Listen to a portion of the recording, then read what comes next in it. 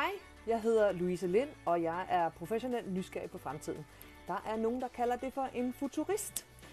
Så fremtidens arbejdsmarked. Hvad er det, du har brug for at vide? Vil AI erstatte mig? Skal jeg arbejde til at dør?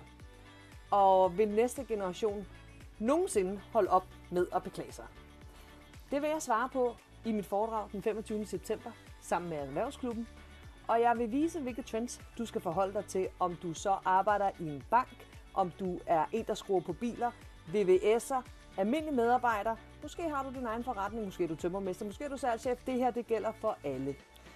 Og jeg vil demonstrere, hvad du kan gøre, når du bliver ramt af frustration, irritation, eller måske bliver super begejstret, når du hører alt det her nye, der kommer.